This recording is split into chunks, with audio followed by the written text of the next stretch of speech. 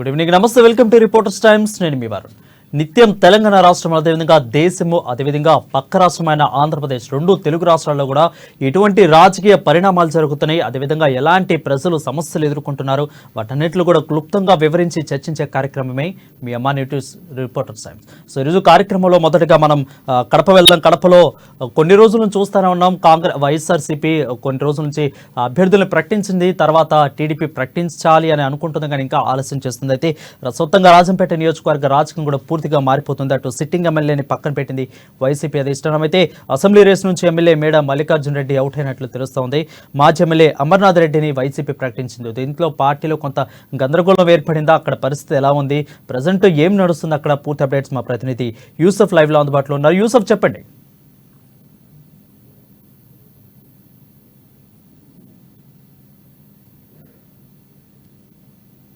రాజకీయం రసవత్తరంగా కొనసాగుతూ ఉంది. ఇక్కడ సిట్టింగ్ ఎమ్మెల్యేగా ఉన్నటువంటి మేడా మల్లికార్జున రెడ్డికి ప్రజా వ్యతిరేకత ఎదురవడంతో జిల్లా పునర్విభజనలో జిల్లా కేంద్రాన్ని కూడా రాజంపేటలో నుండి రాయచోటి ప్రాంతానికి తరలించారు. అక్కడ నుండి పరిపాలన కొనసాగుతుంది. ఇదే నేపథ్యంలో వైసీపీ అధిష్టానం పూర్తి స్థాయిలో వ్యూహాలకు పదును పెట్టింది. ఇక్కడ ఉన్నటువంటి సిట్టింగ్ ఎమ్మెల్యేని మారుస్తూ అతని సోదరుడు ఎవరైతే ఉన్నారో మేడా విజయభాస్కర్ రెడ్డి, అతనికి రాజ్యసభ కోటాలో అతనికి అభ్యర్థిత్వం ఖరారు చేసి అతను రాజ్యసభకు పంపించనుంది.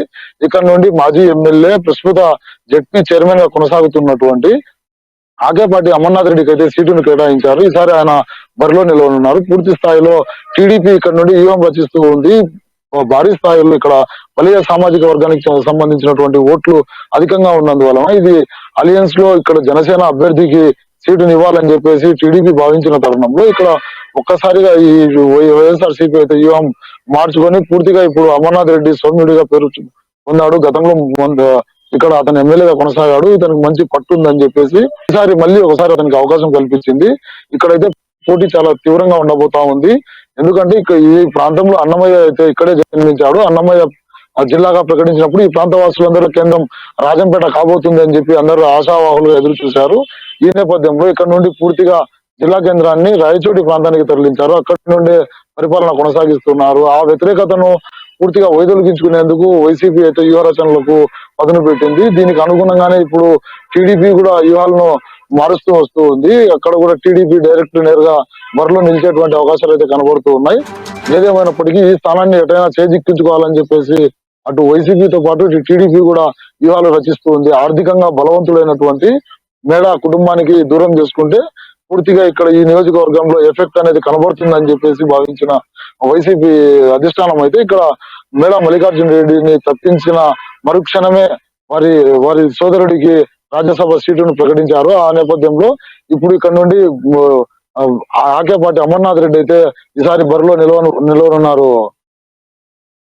రైట్ యూసఫ్, అయితే కొన్ని రోజుల నుంచి మనం చూస్తానే ఉన్నాం, కొన్ని రోజులు కాదు గత 4 సంవత్సరాల నుంచి కూడా వైసీపీ ఎమ్మెల్యేల మీద ఇసుక దందాలు కానీ, మైనింగ్ కానీ, అక్రమాస్తులు కానీ ఇలా ఒక్కొక్కటిగా వెలుగు చూస్తూ వచ్చాయి. సో ఈ నేపథ్యంలోనే మేడా మల్లికార్జున రెడ్డిని పార్టీ పక్కన పెట్టింది.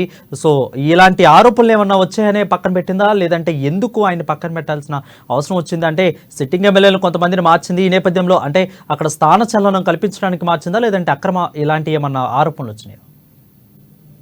పూర్తి స్థాయిలో ఈ అన్నమయ్య ప్రాజెక్ట్ ఏదైతే ఇక్కడ అన్నమయ్య ప్రాజెక్టు గత 4 సంవత్సరాల క్రితం ముంపుకు గురయ్యి ఆ గేట్లు ఒక్కసారిగా తెగిపడ్డాయి. వందల సంఖ్యలో ఇక్కడ మూగజీవాలతో పాటు పదుల సంఖ్యలో ప్రజలు కూడా మృత్యువాత పడ్డారు. సమీప గ్రామాలు మొత్తం నీట మునిగి శ్మశాన వాటికను తలపించాయి. ఈ వ్యవహారం అయితే అప్పట్లో పూర్తి స్థాయిగా అటు ప్రతిపక్ష నేత చంద్రబాబు కావచ్చు, ఆ బీజేపీ నాయకులు కూడా ఈ ప్రాంతాన్ని సందర్శించి పూర్తిగా వీరిపై ఆరోపణలు చేశారు. మేడా మల్లికార్జున రెడ్డి కేవలం ఇసుక దందాను జరుపుకునేందుకే నీటిని నిల్వ ఉంచారు. ఆ ఫ్లో అధికం అవుతున్నప్పటికీ కూడా గేట్లను పూర్తిగా తీవ్వకుండా వారి యొక్క వాహనాలు అయితే ఆ ప్రాంతంలో ఉన్నాయి ఎన్ని కొట్టుకపోతాయని చెప్పేసి అధికారుల మీద ఒత్తిడి తెచ్చి ఆ ప్రళయానికి ఇతను సూత్రధారిగా వీరైతే ఒక ముద్ర వేశారు. దీంతో పాటు జిల్లా కేంద్రానికి సంబంధించిన అంశం కూడా ప్రజల్లో పూర్తిగా వెళ్ళింది. ఇప్పుడు వైసీపీ తరఫున పాత అభ్యర్థిని మళ్ళీ బరిలోకి దింపింది. ఇక్కడ ఓటమి అనేది పూర్తి స్థాయిలో ఎదురవుతుందని చెప్పేసి అధిష్టానానికి ఇంటెలిజెన్సీ వర్గాల సమాచారంతో పాటు స్థానిక నాయకులు కూడా సమాచారం అందించారు. ఈ నేపథ్యంలోనే పూర్తిగా ఇక్కడ నుండి అభ్యర్థిని మార్పు చేయడం అనేది అనివార్యంగా వైసీపీకి మారిందని చెప్పి స్థానికులు భావిస్తూ ఉన్నారు. వరుణ్. ఆ వైసీపీ మాత్రం ప్రస్తుతానికి అమర్నాథ్ రెడ్డి అనేది అక్కడ ఇన్ఛార్జిగా ప్రకటించింది. బట్ అక్కడ టీడీపీ కూడా రాజంపేట మీద పూర్తిగా వ్యూహాలు రచిస్తుంది. ఖచ్చితంగా ఎలాగైనా కానీ రాజంపేటని కైవసం చేసుకుందనేది టీడీపీ చూస్తుంది. మరంతా చూస్తున్న టీడీపీ ఎవరిని బరిలో దింపాలని ప్లాన్లో ఉంది. ఖచ్చితంగా మిథున్ రెడ్డిని ఎదుర్కొనే వ్యక్తి అక్కడ ఆశావకుల్లో ఎవరున్నట్లు తెలుస్తా ఉంది. టీడీపీ తరఫున మిథున్ రెడ్డికి పోటీగా మాజీ రాయచోటికి సంబంధించిన మాజీ ఎమ్మెల్యే పాల్గొండరాయుడు కుమారుడు సుబ్రహ్మణ్యం ఈసారి బరిలో దింపాలని చెప్పేసి ఎంపీ అభ్యర్థిగా అయితే ఇప్పటికే ఖరారు చేశారు. అయినప్పటికీ కూడా అఫీషియల్ గా ఇంకా ప్రకటించలేదు. మిథున్ రెడ్డిని ఎదుర్కొనేటువంటి పరిస్థితి అయితే దాదాపు ఈ 6 నియోజకవర్గాల్లో కూడా చాలా తక్కువ ఉంటుందని చెప్పి స్థానికులు భావిస్తా ఉన్నారు. ప్రజల బలం ఉన్నప్పటికీ ఆర్థిక వ్యవహారంలో కావచ్చు, పోలింగ్ మేనేజ్మెంట్ కావచ్చు, వైసీపీకి పూర్తిగా అనుకూలంగా ఉంది. ఇవన్నీ కూడా వైసీపీకి కలిసి వస్తాయని చెప్పేసి స్థానికంగా ఉన్నటువంటి నాయకులు అయితే భావిస్తా ఉన్నారు. ఎమ్మెల్యే అభ్యర్థిగా ఈ రాజంపేటకు సంబంధించినటువంటి నియోజకవర్గానికి ఎమ్మెల్యే అభ్యర్థిగా బొత్తెల చెంగల్రాయుడు ప్రస్తుతం ఇన్ఛార్జ్ గా కొనసాగుతున్నారు. అయితే ఆయనకు కూడా ఈసారి ఇక్కడ నుండి అవకాశం అయితే ఇచ్చేటువంటి అవకాశాలు చాలా తక్కువగా కనపడతా ఉన్నాయి. ఇక్కడ కూడా టీడీపీ తరఫున కొత్త అభ్యర్థిని అయితే ఖచ్చితంగా బరిలో దింపి ఈ సీటును కైవసం చేసుకోవాలనేటువంటి వ్యూహానికి అయితే టీడీపీ పదును పెట్టింది. ఇప్పటికే ఆ దిశగా స్థానిక నాయకులతో పాటు కార్యకర్తలందరినీ మమేకం చేసి అన్ని వర్గాలను ఏకం చేసుకొని ముందుకు వెళ్లాలని చెప్పేసి టీడీపీ భావిస్తూ ఉంది. దీనికి ఎలాగైనా చెక్ పెట్టాలని చెప్పేసి అటు వైసీపీ కూడా అదే పందాలో ముందుకు కొనసాగుతూ ఉంది. శ్రావణ్, రైట్, థ్యాంక్ యూ సఫాది. చూసుకున్నట్లయితే రాజంపేట నియోజకవర్గం పూర్తిగా కూడా రాజకీయ రసవత్తంగా మారుతుంది. అటు టీడీపీ అయితే వ్యూహాలు రచిస్తుంది, ఇటు పక్క వైసీపీ అయితే ఒక వ్యక్తిని తొలగించి మరొక వ్యక్తి అమర్నాథ్ రెడ్డిని అయితే ప్రకటించింది ఇన్ఛార్జ్గా. సో చూద్దాం రానున్న 3 నెలల్లో ఏదైనా మారచ్చు. నెక్స్ట్ మనం ఆదిలాబాద్ వెళ్దాం. ఆదిలాబాద్లో మా రీజనల్ కోఆర్డినేటర్ సత్యనారాయణ డ్రైవ్లో అందుబాటులో ఉన్నారు. అయితే ఆదిలాబాద్లో బీజేపీ బోని కొట్టింది మొన్న అసెంబ్లీ నియోజకవర్గాల్లో. సో ఈసారి ఖచ్చితంగా కూడా పార్లమెంట్ ఎన్నికల్లో ఖచ్చితంగా కూడా మళ్ళీ గెలవాలన్నట్లు ఆశలు ఉంది. అయితే తనకే సీట్ అంటూ స్వయం బాపురావు అయితే నియోజకవర్గంలో కూడా పర్యటన చేస్తున్నట్లు మనకు తెలుస్తోంది. ఆశావకులు కూడా ఎక్కువైపోయి చేరుతున్నారు పార్టీలో కూడా. సో అధిష్టానం వద్ద లాబింగ్ చేస్తున్నారు ఆశావకులు. పూర్తి డీటెయిల్స్ మా రీజనల్ కోఆర్డినేటర్ సత్యనారాయణ ఇస్తారు. సత్యనారాయణ చెప్పండి. Good evening Varun. అయితే పార్లమెంట్ ఎన్నికలు తరుముకొస్తున్న వేళ ఆదిలాబాద్ పార్లమెంట్ నియోజకవర్గానికి సంబంధించి బీజేపీ పార్టీ నుంచి అయితే ఆశావాహుల సంఖ్య రోజు రోజుకు పెరిగిపోతోంది. అయితే ఇప్పటికే అంటే గతంలో హైకమాండ్ సూచించిన ప్రకారంగా ఇక్కడ ఉన్నటువంటి ఒక సిట్టింగ్ ఎంపీకే టికెట్ అనేటటువంటి ఒక సూచనలు ప్రారంభంలో వచ్చినట్టుగా తెలుస్తోంది. అయితే అప్పట్లో ఆయన స్థానిక ప్రస్తుత ఎంపీ స్వయం బాపురావు అయితే చాలా సంతోషంగా ఉన్నట్టు తెలిసింది. ఆ తర్వాత కొన్ని కారణాల వల్ల అంటే ఎప్పుడైతే ఇక్కడ ఆదిలాబాద్ పార్లమెంట్ ఆ సెగ్మెంట్ లో ఉన్నటువంటి ఒక 7 అసెంబ్లీ నియోజకవర్గాల్లో 4 నియోజకవర్గాల్లో అనూహ్యంగా బీజేపీ సత్తా చాటడం, 4 నియోజకవర్గాల్ని ఇటు ఆదిలాబాద్, నిర్మల్, ముథోల్, సిర్పూర్ ఈ 4 నియోజకవర్గాల్లో జెండా ఎగరడంతో ఇక్కడ ఉన్నటువంటి ఒక ఆశావాహుల్లో ఒక రకమైనటువంటి ఒక ఉత్సాహం, అలాగే పార్టీలో ఒక రకమైనటువంటి ఒక ఆనందం అయితే ఉరకలేసింది. దీంతో టికెట్ వస్తే చాలు గెలుపు నల్లేరు మీద నడకే అనేటువంటి ఒక భావనతో ఇక్కడ ఈ శ్రేణులంతా కూడా ఉన్నాయి. అలాగే నాయకులు కూడా అదే ఆశతో ఉన్నారు. సో దాంతోనే బీజేపీ టికెట్ కు ఏదైతే ఎంపీ టికెట్ కు సంబంధించి ఇక్కడ ఉన్నటువంటి ఒక నాయకుల్లో పోటీ అయితే రోజు రోజుకు పెరిగిపోతుంది. గతంలో చూసినట్టయితే పెద్దగా పోటీ ఎక్కువగా లేకుండే ప్రారంభంలో సిట్టింగ్ ఎంపీ స్వయం బాపురావు, అలాగే ఖానాపూర్ నుంచి అసెంబ్లీ ఎన్నికల్లో పోటీ చేసి ఓడిపోయినటువంటి ఒక రమేష్ రాథోడ్, ఈ ఇద్దరి మధ్య పోటీ ప్రధానంగా అప్పట్లో ఉండేది. కానీ ఆ తర్వాత జరిగినటువంటి యొక్క పరిణామాల కారణంగా అనేక మార్పులు చోటు చేసుకున్నాయి. బీజేపీలోకి వలసలు భారీగా చేరాయి. అయితే ఈ టికెట్ ఆశించి ఆ తర్వాత సినిమా యాక్టర్ ఏదైతే నాగర్ కర్నూలు జిల్లా అచ్చంపేటకు చెందినటువంటి ఒక అభినవ్ సర్దార్ కెతావత్ బీజేపీలో చేరడం, ఆ తర్వాత ఆదిలాబాద్ పార్లమెంటు సీటు ఆశించడం, ఆయనకి హోంమంత్రి అమిత్ షా అండదండలు ఉన్నాయన ప్రచారం కూడా జరగడంతో ఆయనకు ఆ టికెట్ రేసులో ఆయన కూడా ఉన్నట్టు తెలుస్తోంది. అంతేకాకుండా ఆయన ఆదిలాబాద్ కేంద్రంగా పలు సామాజిక సేవ కార్యక్రమాలు చేస్తుండడం, అలాగే ఇక్కడ ప్రెస్ మీట్ పెట్టి కూడా తాను బీజేపీ టికెట్ కోసం ఆస్పిరెంట్ గా ఉన్నట్టుగా కూడా ప్రకటించడం చర్చనీయాంశమైంది. అయితే అతనే కాకుండా ఇప్పుడైతే అసెంబ్లీ ఎన్నికల సమయంలో బోత్ నియోజకవర్గానికి చెందినటువంటి ఒక మాజీ ఎమ్మెల్యే రాథోడ్ బాపురావు కూడా ఆ సమయంలో అటు కాంగ్రెస్ ఆ తర్వాత వెంటనే మళ్ళీ బీజేపీలోకి చేరడం జరిగింది. అయితే బీజేపీ నుంచి అప్పట్లో ఆయన ఎమ్మెల్యే టికెట్ ఆశించారు, కానీ అది అనూహ్యంగా ఆయనకు ఆ టికెట్ దక్కకపోవడంతో కనీసం ఎంపీ టికెట్ అయినా దక్కుతుందన్నటువంటి ఒక ఆశాభావంతో ఆయన ఉన్నారు. సో ఆయన కూడా ఈ యొక్క టికెట్ ఆశిస్తున్నారు. ఆ తర్వాత ఆయనకి డైరెక్ట్ గా వెళ్లి హైకమాండ్ పెద్దలతో కూడా ఆయన టచ్ లో ఉన్నట్టుగా, ఆ తర్వాత టికెట్ తనకే కేటాయించాలి అనేటటువంటి ఒక విజ్ఞప్తి కూడా చేసినట్టుగా మనకు సమాచారం ఉంటుంది. ఇలా చెప్పుకుంటూ పోతే అలాగే రీసెంట్ గా అంటే జడ్పీ చైర్మన్ రాథోడ్ జనార్దన్ కూడా ఆయన సత్యనారాయణ అయితే ఆ బీజేపీ తరపు నుంచి అంటే ఆశావకులు ప్రతి పార్టీలో కూడా ఉండటం సహజం, ఆశావకులు ఏ పార్టీ కూడా ఉండదు. బట్ ఇక్కడ ఏంటంటే ఇక్కడ సోయం బాపురావు కానీ రాథోడ్ బాపురావు కానీ వీళ్ళందరూ కూడా ఆ పార్టీలో ఆశావకులు ఎక్కువయ్యారు. కానీ బీజేపీ ఎవరి వైపు మొగ్గు చూపుతుంది? ఖచ్చితంగా పర్టికులర్ వేలెక్కిస్తే ఖచ్చితంగా పార్లమెంటు స్థానాన్ని కైవసం చేసుకుంటాము అని ఎవరి వైపు మొగ్గు చూపుతుంది అక్కడ? అయితే ఆశాబహుల సంఖ్య చాంతా పెరిగిపోవడంతో సర్వే టీం రంగంలోకి దిగినట్టుగా మనకు సమాచారం అవుతుంది. హైకమాండ్ నుంచి సర్వే టీం రంగంలోకి దిగి అభ్యర్థుల బలాబలాలు ఎవరైతే ఇక్కడ ఉన్నటువంటి ఒక అంటే ప్రధానంగా బీఆర్ఎస్ నుంచి పెద్దగా ఇక్కడ పోటీ ఉండకపోవచ్చు. వచ్చేటటువంటి ఒక ఎలక్షన్ లో కాంగ్రెస్ బీజేపీల మధ్య ఎక్కువగా పోటీ ఉండే అవకాశం ఉంది కాబట్టి మరి కాంగ్రెస్ అభ్యర్థిని ఢీకొని బీజేపీలో గెలిచే సవర్లో ఉందన్నటువంటి ఒక దానికోసం సర్వేలు అయితే చేస్తున్నారు. అయితే ఎక్కువగా అంటే ఇక్కడ ఎక్కువ మంది అనుకుంటున్న ప్రకారం ఆల్రెడీ సిట్టింగ్ ఎంపీ సోయం బాపురావుకి టికెట్ దక్కుతుంది, ఎందుకంటే ఆయనకు అమిత్ షా అండదండలైనటువంటి ఒక ప్రచారం జరుగుతోంది. సో అంటే ఓవరాల్ గా ఎలా చూసుకున్నప్పటికీ కూడా ఇక్కడ ఉన్నటువంటి ఒక కార్యకర్తల్లో కానీ ఇక్కడ నాయకుల్లో కానీ ఒక రకమైన ఉత్సాహం ఏంటంటే ఈ 4 వర్గాల్లో కూడా ఏదైతే పార్లమెంట్ సెగ్మెంట్ పరిధిలో ఉన్నటువంటి 4 అసెంబ్లీ నియోజకవర్గాల్లో కూడా బీజేపీనే గెలవడంతో సో బీజేపీలో అయితే ఒక ఉత్సాహం అంటే ఖచ్చితంగా ఈసారి ఎంపీ సీట్ కూడా ఇక్కడ గెలిచి తీరుతామన్నటువంటి ఒక, ఎందుకంటే గతంలో కూడా ఇక్కడ ఎంపీ సీట్ బీజేపీదే, ఇప్పుడు కూడా అదే స్థానం నిలబెట్టుకుంటామనేటటువంటి ఒక ఆశ కూడా ఇక్కడ నాయకుల్లో కనబడుతుంది. కాబట్టి ఇక్కడ ప్రధానంగా అయితే పోటీకి ఎవరు ఉన్నా కూడా అంటే ఎవరికి టికెట్ ఇచ్చినా కూడా ఆ పోటీ పరంగా చూస్తే బీజేపీ నా గెలుపు నల్లని మీద నడకైనటువంటి ఒక భావన ఇక్కడ నాయకుల్లో అయితే కనబడుతోంది. కానీ అటు రాష్ట్రంలో అధికారం చేపట్టినటువంటి ఒక కాంగ్రెస్ పార్టీ కూడా ఈ గెలుపును ప్రతిష్టాత్మకంగా తీసుకోబోతోంది. అలాగే ఎంపిక ప్రక్రియను కూడా చాలా నిశ్చితంగా పరిశీలిస్తోంది. ఈ బీజేపీకి గట్టి పోటీ ఇచ్చే అభ్యర్థి ఎవరుంటే బాగుంటుంది అన్నటువంటి ఒక ఆలోచనలో కూడా అటు హైకమాండ్ కూడా ఆలోచిస్తోంది.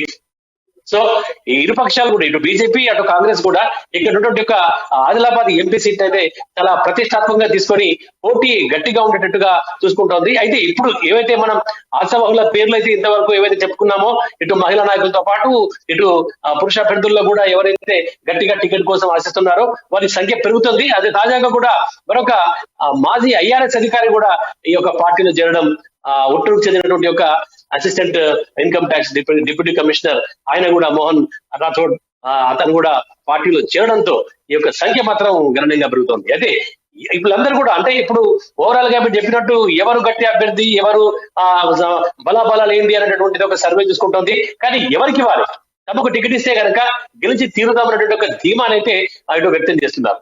ఇదే కాకుండా మరోవైపు ఈ 4 స్థానాల్లో గెలిచినటువంటి ఒక ఎమ్మెల్యేలు, ఈ 4 స్థానాల ఎమ్మెల్యేలు కూడా తమ అనుకూలులకే ఆ టికెట్ ఇప్పించుకునే ప్రయత్నాల్లో హైకమాండ్ వద్ద బిజీగా ఉన్నట్టుగా మనకు సమాచారం ఉంటుంది. ఎందుకంటే ఇక్కడ ఉన్నటువంటి ఆదిలాబాద్ ఎమ్మెల్యే పాయల్ శంకర్ కానీ, ఆ తర్వాత అటు రామారావు పటేల్, ఆ తర్వాత ఏలిపి మహేశ్వర్ రెడ్డి వీళ్ళంతా కూడా తమకు అనుకూలంగా ఉన్న వారి కోసం ఈ యొక్క ఆదిలాబాద్ ఎంపీ టికెట్ ఇప్పించేటటువంటి ఒక ప్రయత్నం జోరుగా సాగుతున్నటువంటి ఒక చర్చ మనకు కనబడుతోంది. అయితే ప్రధానంగా ఇటు మహేశ్వర్ రెడ్డి ఆ తర్వాత రామారావు పటేల్ ఈ ఇద్దరు ఎమ్మెల్యేలు కూడా Bhainsa municipal market committee chairman Rajesh Babu వైపు మొగ్గు చూపుతున్నట్టు తెలుస్తుంది. ఆయన ఇటీవలే అంటే అసెంబ్లీ ఎన్నికలకు ముందే ఆయన బీఆర్ఎస్ నుంచి బీజేపీలో చేరారు. అంటే ఇక ప్రతి ఒక్కరు కూడా ఇటు ఎమ్మెల్యేలు కూడా ఎవరికి వారు ఎవరికైతే తమకు అనుకూలంగా ఉంటారో ఇక్కడ ఆదిలాబాద్ నియోజకవర్గానికి సంబంధించి పాయల్ శంకర్ కూడా తన అనుకూల వర్గానికి తన ఈ యొక్క ఎంపీ టికెట్ దక్కే విధంగా ప్రయత్నం చేస్తున్నారు అనేటువంటి ఒక సమాచారం అయితే బయట వినబడుతోంది. సో ఎందుకంటే ఈ ప్రస్తుతం ఎవరైతే సిట్టింగ్ ఎంపీ ఉన్నారో సిట్టింగ్ ఎంపీకి తర్వాత ఈ రెండు వర్గాలుగా ఇక్కడ కొంత వర్గ విభేదాలు కూడా స్పష్టంగా కొట్టొచ్చినట్టుగా కనబడుతున్నాయి. అప్పుడప్పుడు ఎందుకంటే ఇటీవల సమావేశాల్లో కూడా కొంత బహిర్గతంగా కూడా అది బయటపడింది. ఎందుకంటే ఫ్లెక్సీలు వెలుస్తున్నాయి, కొత్త కొత్త వాళ్ళు వస్తున్నారు అనేటువంటి ఒక వాదన తెరపైకి వచ్చింది.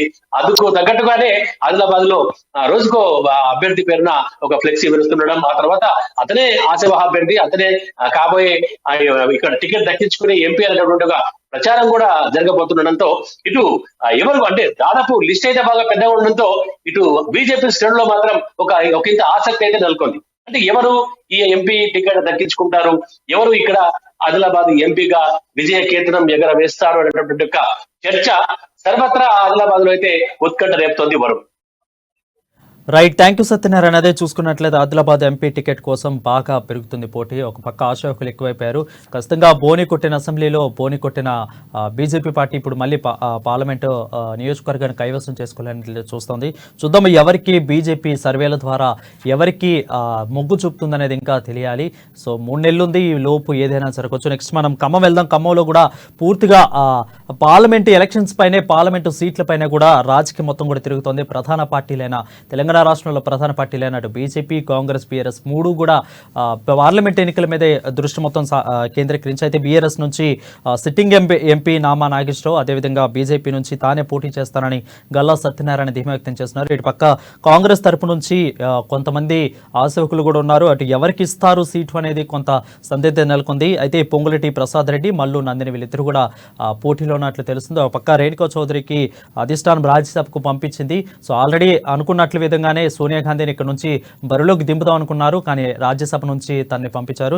నెక్స్ట్ ఎవరు కాంగ్రెస్ పార్టీ నుంచి దీంట్లో బరిలో ఉంటారని తెలియాలి. అసలు పూర్తిగా ఓవరాల్ గా 3 పార్టీ ప్రధాన పార్టీలు ఈసారి త్రిముఖ తప్పదా అనే విషయాన్ని మనము మా ప్రతినిధి ఖమ్మం ప్రతినిధి ఉపేందర్ లైవ్ లో అందుబాటులో ఉన్నారు. ఖమ్మం ప్రతినిధి ఉపేందర్, చెప్పండి, అసలు త్రిముఖ పోరు ఈసారి మళ్ళీ అసెంబ్లీ నియోజకవర్గంలో కనిపించినట్లుగానే పార్లమెంటు నియోజకవర్గంలో కూడా ఖచ్చితంగా కనిపిస్తుందా? ఎస్ వరుణ్, ఖమ్మం జిల్లాకు సంబంధించి రాజకీయాలు ఇప్పుడు ఉత్కంఠకు తెరలేపుతా ఉన్నాయి. కొద్ది రోజుల్లో పార్లమెంట్ ఎన్నికలు రాబోతున్న తరుణంలో ఇప్పటికే వివిధ రాజకీయ పార్టీలు మరోసారి అసెంబ్లీ ఎన్నికల్లో జరిగిన నష్టాన్ని పూడ్చుకునేందుకు బీఆర్ఎస్, కేంద్రంలో తిరిగి అధికారంలో రావడానికి బీజేపీ, మరోవైపున ఎలాగైనా సరే బీజేపీని గద్దెదించాలని మరోవైపున కాంగ్రెస్, అన్ని పార్టీలు కూడా వ్యూహాత్మకంగా అడుగులు వేస్తూ ఖమ్మం జిల్లా ప్రజానీకాన్ని కూడా కదులుస్తూ ఇప్పటికే వివిధ రూపాల్లో టిక్కెట్ నాదంటే నాదే అని చెప్పేసి అనేటువంటి పద్ధతులు కూడా ప్రచారం చేసుకుంటా ఉన్నారు. ఈ నేపథ్యంలో కొద్ది రోజుల్లో ఒక స్పష్టమైనటువంటి క్లారిటీ రాబోతున్న కంటే ముందు ఇప్పటికే ఖమ్మం జిల్లాలో ఉన్నటువంటి ప్రధానమైనటువంటి పార్టీలు బీజేపీ, అటు కాంగ్రెస్, తర్వాత బీఆర్ఎస్, ఈ 3 ప్రధానమైనటువంటి పార్టీలకు సంబంధించి కొంత ఆసక్తికరమైనటువంటి కూడా చర్చను తీసుకొచ్చేందుకోసం ఇప్పటికీ కొన్ని నిర్ణయాలు తీసుకుని ప్రజల్లోకి వెళ్తా ఉంది. ప్రధానమైనటువంటిది ఖమ్మంలో ఉన్నటువంటి కాంగ్రెస్ పార్టీకి సంబంధించి ఇప్పుడు ప్రస్తుతం ఖమ్మం జిల్లాలో ఎంపీ సీట్ ఎవరిది అని చెప్పేసి కూడా హాట్ టాపిక్ గా మారింది. ప్రస్తుతం ఖమ్మం జిల్లాలో ఉన్నటువంటి ప్రధానమైనటువంటి గత ఎంపీగా పోటీ చేసి ఓడిపోయినటువంటి రేణుకా చౌదరికి సంబంధించి కూడా ఎంపీ టికెట్ వస్తుందని చెప్పేసి నిర్మాణకు వేసించి ప్రస్తుతం రాజ్యసభ సభ్యురాలుగా అధిష్టానం వ్యూహాత్మకంగా ప్రకటించడంతో కొంత ఖమ్మం కాంగ్రెస్ సంబంధించి ఎవరైతే కొత్త ముఖానికి ఖచ్చితంగా టికెట్ ఇచ్చేటువంటి అవకాశం కూడా చాలా స్పష్టంగా కనబడతా ఉంది. ఇందులో ప్రధానమైనటువంటి దాంట్లో రేస్ లో ఉన్నటువంటి నేతల్లో ప్రధానంగా పొంగులేటి శ్రీనివాసరెడ్డి ప్రధాన వ్యక్తిగా ఉన్నటువంటి సోదరుడుగా ఉన్నటువంటి పొంగులేటి ప్రసాద్ రెడ్డి ఇప్పటికే రాష్ట్రంలో కీలకమైనటువంటి రాజకీయాలు మలుపు తిప్పుతున్నటువంటి పొంగులేటి శ్రీనివాసరెడ్డి సోదరుడు కావడంతో ప్రస్తుతం పార్లమెంట్ నియోజకవర్గ ఇన్ఛార్జితో పాటు మహబూబాబాద్ నియోజకవర్గ ఇన్ఛార్జి కూడా ఉండి ప్రస్తుతం ప్రసాద్ రెడ్డిని ముందుకు తీసుకొచ్చేందుకోసం కూడా శ్రీనివాసరెడ్డి ఆ రకంగా ప్రయత్నం చేస్తాము. దాదాపు ప్రసాద్ రెడ్డి పేరు ఖరారైనట్టుగా స్పష్టంగా ఈ రోజు జిల్లా వ్యాప్తంగా చర్చ కొనసాగుతుంది. ఇదే నేపథ్యంలో ఇంకో కీలకమైనటువంటి బండ్లు బట్టి Vikramarka, deputy CM finance minister గా ఉన్నటువంటి బట్టి విక్రమార్క సతీమణిగా ఉన్నటువంటి ఎవరైతే మల్లు నందిని ఉందో నందిని కూడా తనదే సీట్ అని చెప్పేసి అని కూడా ఇప్పటికే జిల్లా వ్యాప్తంగా కూడా ప్రచారం చేసుకుంటూ కార్యకర్తలకు ఆ రకమైనటువంటి సిగ్నల్స్ ఇస్తూ కూడా ముందుకు వెళ్తా ఉన్నారు. ఇదే నేపథ్యంలో ప్రముఖ వ్యాపారవేత్త గుర్తింపు పొందినటువంటి వంకాయలపాటి రాజేంద్ర కూడా అదే రకమైనటువంటి చర్చను తీసుకొస్తూ జిల్లాలో తన సామాజిక వర్గానికి చెందినటువంటి అనేక మంది వ్యక్తులను కూడా కలుస్తూ టికెట్ నాదే అని చెప్పేసి రానున్న ఎన్నికల్లో గెలిపించేందుకు కృషి చేయాలని చెప్పేసి ప్రచారం జరుగుతా ఉంది. ఈ 3 వ్యక్తుల్లో ఖచ్చితంగా ఒక వ్యక్తికి టికెట్ కన్ఫర్మ్ అయ్యేటువంటి అవకాశం కనబడతా ఉంది. వరకు జిల్లాలో జరుగుతున్న సమీకరణలో పొంగులేటి శ్రీనివాసరెడ్డి యొక్క శక్తిని ఇవన్నీ గమనిస్తా ఉంటే ప్రసాద్ రెడ్డికి టికెట్ రాబోతా ఉందనేటువంటిది కూడా ప్రధానంగా చర్చ కొనసాగుతుంది వరుణ్. ఇదే నేపథ్యంలో అంటే బీజేపీ పార్టీకి చెందినటువంటి కీలకమైనటువంటి నేతలు గతంలో అంటే బీజేపీ మూడోసారి కూడా కేంద్రంలో అధికారం రావడం కోసం ఆ రకమైన ప్రయత్నం చేస్తుంటున్న నేపథ్యంలో బీజేపీ పార్టీ నుంచి ప్రధానమైనటువంటి నేతల్లో జిల్లా అధ్యక్షుడు గల్ల సత్యనారాయణ ఎమ్మెల్యే టికెట్ కొంత త్యాగం చేయాల్సి వచ్చిందని చెప్పేసి ఎంపీ టికెట్ ఆశ వాహిగా ఉన్నాడు. ఇదే నేపథ్యంలో ఈవీ రమేష్ అటు ప్రధానమైనటువంటి బండి సంజయ్కి ప్రధానమైనటువంటి అనుచరుడుగా ఉన్నటువంటి ఈవీ రమేష్ కూడా ఇప్పటికే జిల్లా వ్యాప్తంగా ప్రచారం నిర్వహిస్తూ అన్ని చోట్ల కూడా వాల్ రైటింగ్స్ రాస్తూ రానున్న రోజుల్లో బీజేపీ ఎంపీ టికెట్ నాదే అని చెప్పేసి ప్రచారం చేసుకుంటాం. దీంతో పాటు వరంగల్ చెందినటువంటి తాండ్రా వినోద్ కుమార్ అనేటువంటి వ్యక్తి కూడా ఎంపీ టికెట్ నాదే రాబోతా ఉందని చెప్పేసి ప్రచారం చేసుకుంటూ గతంలో బీజేపీ దేవరావు కూడా ఈ నలుగురు వ్యక్తులు కూడా టికెట్ నాదంటే నాదే అని చెప్పేసి కూడా కథన రంగంలోకి ముందుకు వస్తామన్న నేపథ్యంలో కనబడుతోంది. ఇదే నేపథ్యంలో బీఆర్ఎస్ కీలకమైనటువంటి నిర్ణయాలు తీసుకుంది. ఇటీవల కాలంలో ఎప్పుడే అంటే ఏప్రిల్ 2వ తారీఖున రాజ్యసభ సభ్యుడిగా ఎవరైతే ఉన్న వ్యక్తి ఉన్నారో రవిచంద్ర ఏప్రిల్ 2 వరకు తన పదవి కాలం ముగిస్తున్న నేపథ్యం మళ్ళీ ఖమ్మం జిల్లా నుంచి కూడా కీలకమైనటువంటి బాధ్యతలు ఇస్తూ తిరిగి రెండోసారి కూడా అంటే తెలంగాణ రాష్ట్రంలో 3 ఎంపీ రాజ్యసభ సీట్లకు గాను అటు బీఆర్ఎస్ 1 కాంగ్రెస్ 2 అవగా అటు రేణుకా చౌదరిని ఖమ్మం జిల్లా నుంచి ఉన్నటువంటి రేణుకా చౌదరికి రాజ్యసభ సభ్యురాలుగా అనిల్ కుమార్ యాదవ్ ని అటు హైదరాబాద్ నుంచి ప్రధానంగా ఇద్దరిని కాంగ్రెస్ తరఫున ఎన్నిక చేయగా బీఆర్ఎస్ కి చెందినటువంటి నేత రవిచంద్రకి కేటీఆర్ ఇచ్చిన మాట ప్రకారం రవిచంద్ర యొక్క పని విధానానికి నచ్చి మరో తిరిగి రెండోసారి కూడా రెన్యువల్ చేసి తన యొక్క ఎంపీ రాజ్యసభ సీట్ ను ఖరారు చేశారు. ఇది ప్రస్తుతం ఖమ్మం జిల్లా వ్యాప్తంగా హాట్ టాపిక్ గా మారింది. రవిచంద్రకి సంబంధించి ఆ రకం ప్రాధాన్యత ఇవ్వడం మేరకు ఇదే నేపథ్యంలో బీఆర్ఎస్ నుంచి కూడా నామ నాగేశ్వరరావు టికెట్ రేసులు అంటే లోక్సభ ఎన్నికలకు సంబంధించి ఆయన బరిలో ఉన్నట్టుగా స్పష్టంగా ఇప్పటికే ప్రకటించినటువంటి నేపథ్యంలో ఖమ్మం జిల్లాలో ప్రధానమైనటువంటి 7 నియోజకవర్గాలకు చెందినటువంటి కార్యకర్తలందరూ అటు బీజేపీ నేతలతో పాటు అటు కాంగ్రెస్ మరోవైపున బీఆర్ఎస్ నేతలు అందరూ కూడా ఇప్పుడు టికెట్లు తానంటే తాను అని చెప్పేసి ప్రచారం చేసుకుంటూ ప్రజల్లోకి వెళ్ళి పనిచేస్తా ఉన్నారు. అంటే రానున్న రోజుల్లో టికెట్ ఎవరికి ఇచ్చినా సరే పోటీ మాత్రం త్రిముఖంగా ఉండేటువంటి అవకాశం కనబడతా ఉంది. ఇదే నేపథ్యంలో వామపక్ష పార్టీల యొక్క నిర్ణయం కీలకంగా మారబోతా ఉందని చెప్పేసి కూడా స్పష్టంగా చెప్పుకోవచ్చు. అంటే ప్రధానంగా ఇండియా కూటమిలో కాంగ్రెస్ మద్దతుగా ఇచ్చేటువంటి వామపక్ష పార్టీలు అటు సిపిఎం సిపిఐ ఇప్పటికే కొత్తగూడెం నియోజకవర్గం నుంచి ప్రాతినిధ్యం వహించిన సిపిఐ ఎమ్మెల్యే అభ్యర్థి కోనేని సాంబశివరావు కూడా తన పట్టు సాధించేందుకోసం ఇప్పటికే ఆ రకమైనటువంటి వ్యూహం అడుగులేస్తా ఉన్నాడు. సిపిఐ నిర్ణయం కూడా కీలకంగా కాబోతా ఉంది. మరోవైపున వామపక్ష పార్టీలో కమ్యూనిస్ట్ పార్టీ సిపిఎం సంబంధించినటువంటి అంశాలు కూడా దాదాపు ఖమ్మం జిల్లా వ్యాప్తంగా గత ఎన్నికల్లో దాదాపు 80,000 ఓట్ల పైగా వచ్చినటువంటి సిపిఎం చెందినటువంటి ప్రస్తుతం అసెంబ్లీ ఎన్నికల్లో కొంత ఓటింగ్ శాతం తగ్గినప్పటికీ ఎటువంటి నిర్ణయం తీసుకోబోతా ఉందనేటువంటిది కూడా స్పష్టత రావాల్సింది.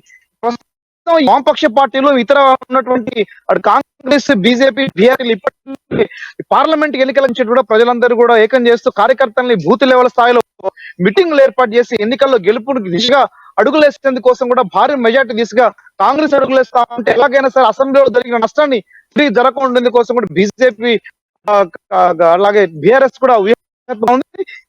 ఖమ్మం జిల్లాలో ఉన్నటువంటి ప్రస్తుతం అసెంబ్లీ ఎన్నికల తర్వాత కొంత సందిగ్ధంలో ఉన్నటువంటి రాజకీయాలు ఒక్కసారిగా రోజుగా వేడెక్కుతూ ఖమ్మం జిల్లాలో ఉన్న ప్రజలందరినీ కూడా కాకరేపుతూ పార్లమెంట్ ఎన్నికల్లో పాగా వేయడం కోసం కూడా ఆ రకమైన కృషి చేస్తున్నటువంటి నేపథ్యం కూడా ఖమ్మం జిల్లా వ్యాప్తంగా అన్ని రాజకీయ పక్షాలను జరుగుతుందని కూడా స్పష్టంగా